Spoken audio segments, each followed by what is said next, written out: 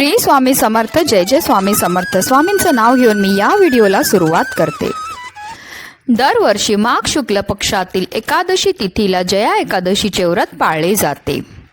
यंदा हे व्रत 20 फेब्रुवारीला ठेवले जाणार आहे.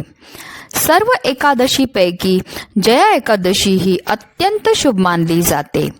या व्रताचे पालन केल्याने व्यक्ती भूत, पिशाच आणि काळ्या छायाच्या तावडीतून मुक्ती मिळते असं म्हटलं जातं. धार्मिक मान्यतानुसार जी व्यक्ती जया एकादशीचे व्रत भक्तिभावाने पाळते तिला ब्रह्महत्या सारख्या महापापांपासून सुद्धा मुक्तता मिळते आणि त्याचबरोबर श्री हरी विष्णूंची सुद्धा कृपा मिळते आणि त्यामुळे आपल्या जीवनामध्ये सुख समृद्धी टिकून राहते.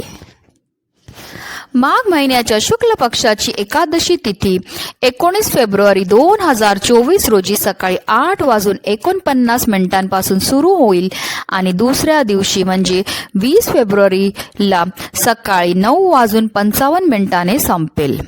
उदय तिथीनुसार मंगळवारी म्हणजे 20 फेब्रुवारी रोजी जया एकादशीचे व्रत ठेवले जाईल. धार्मिक मान्यतानुसार भगवान श्रीकृष्णाने राजा युधिष्ठिराला हे व्रत सांगितले होते. जया एकादशीच्या दिवशी आपल्याला श्री हरी विष्णूंबरोबर माता लक्ष्मीची विधिविधानपूर्वक पूजा करायची, सेवा करायची, आराधना करायची आहे आणि त्याचबरोबर आपल्याला जया एकादशीच्या दिवशी काही विशेष उपाय देखील करायचे ज्यामुळे आपल्या जीवनामध्ये असणाऱ्या सर्व दुःख, सर्व विघ्न, सर्व संकटांपासून आपल्याला मुक्तताही मिळणार आहे.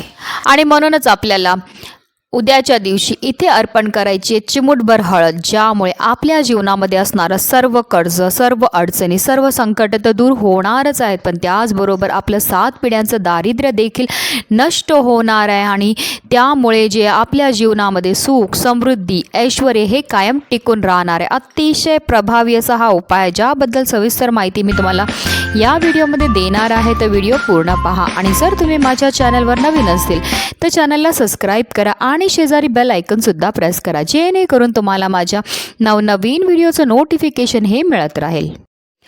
माघ महिन्यामध्ये स्नान आणि दानाला खूपच महत्त्व आहे आणि म्हणूनच आपल्याला उद्याच्या दिवशी म्हणजे उद्या आहे जया एकादशी, त्याचबरोबर उद्या आला आहे मंगळवार आणि म्हणूनच आपल्याला उद्याच्या दिवशी ब्रह्ममुहूर्तावर उठायचं आणि स्नान करायची आहे.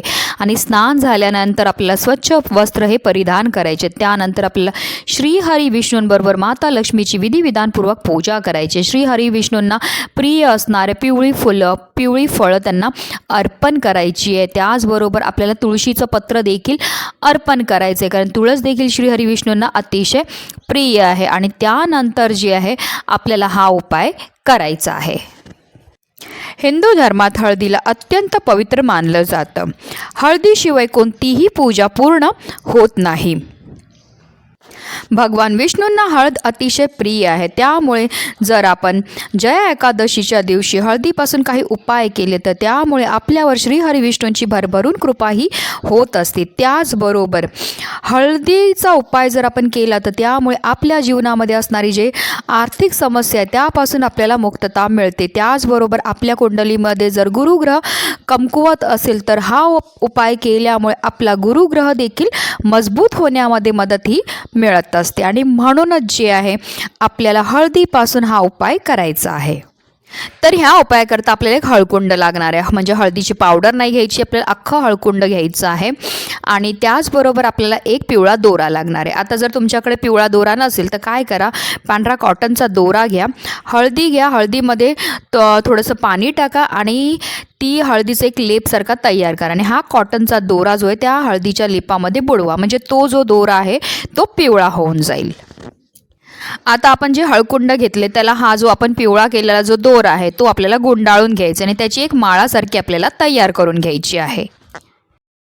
आता हा उपाय आपण कधी करू शकतो, तुम्ही सकाळपासून संध्याकाळपर्यंत तुम्हाला जसं शक्य असेल तसा तुम्ही हा उपाय करू शकता. तर आता सकाळीच जर तुम्ही हा उपाय करणार असेल तर सकाळी आपली देवपूजा झाल्यानंतर आपल्याला हा उपाय करायचा आहे. तर आपण देवघरामध्ये दिवासुद्धा प्रज्वलित केलेला असेल, त्याचबरोबर अगरबत्तीसुद्धा लावलेली असणारच आहे.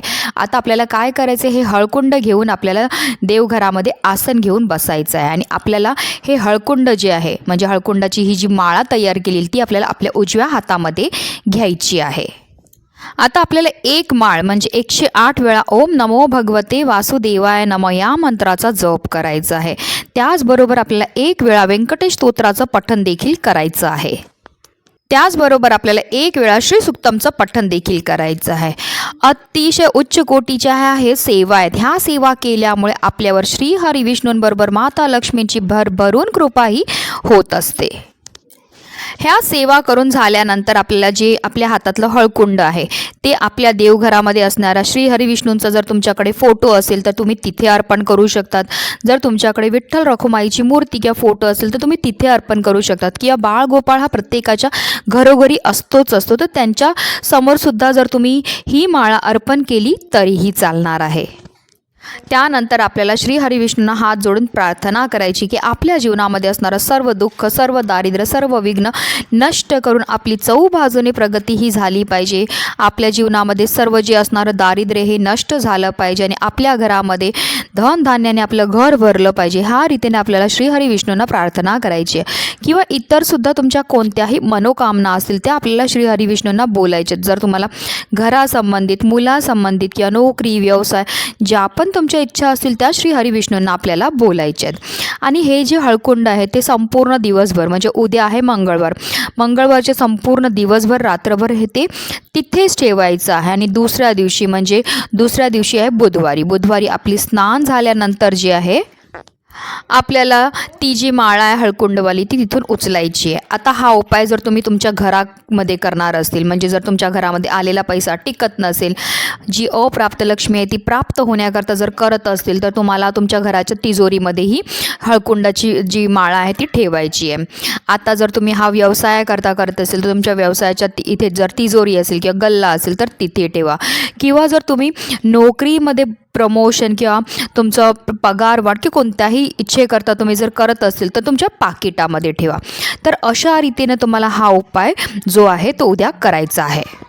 अतिशय प्रभावी असा हा उपाय आहे. हा उपाय केल्यामुळे आपल्या जीवनामध्ये सुख, समृद्धी, ऐश्वर हे कायम टिकून राहणार आहे. जी अप्राप्त लक्ष्मी आहे ती प्राप्त होईल. आपल्या कष्टाला, आपल्या नशिबाची साथ ही मिळायला लागणार आहे. आणि म्हणूनच जे आहे उद्याच्या दिवशी प्रत्येकाने हा प्रभावी उपाय करायचा आहे आणि जास्तीत जास्त लोकांपर्यंत शेअर करा जेणेकरून प्रत्येकाच्या आयुष्याचं कल्याण हो हीच मनामध्ये इच्छा. श्री स्वामी समर्थ. जय जय स्वामी समर्थ.